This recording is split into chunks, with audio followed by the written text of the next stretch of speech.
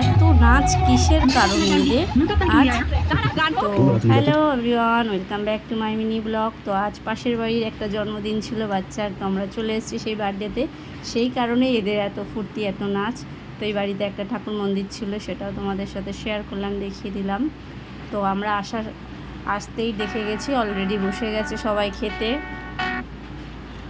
আমাদের আর কেক কাটা কিছুই দেখা হয়নি, তো বার্থডে বয়কে ধরে এনে এদের সাথে একটু ছবি তুললাম।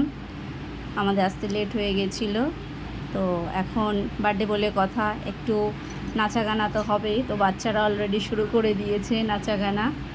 তো বাচ্চারা করবে আর বাচ্চার মায়েরা করবে না, এটা তো হয় না। তো মাদের নাচটাও দেখি চলো।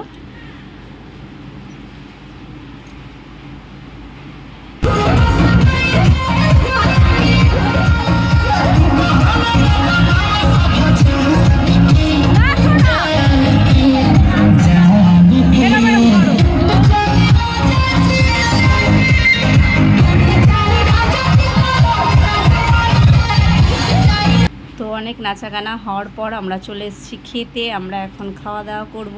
তো গাইজ আমিও কিন্তু নেচেছি, কিন্তু আমার ভিডিওটা, আমি যেহেতু ভিডিও করছিলাম, আমার ভিডিও কেউ করতে পারেনি।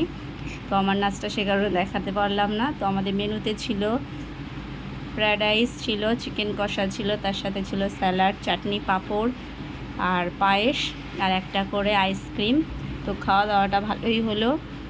মাম্মাম একা হাতেই খাচ্ছে, আমাকে খেতে দেবে না।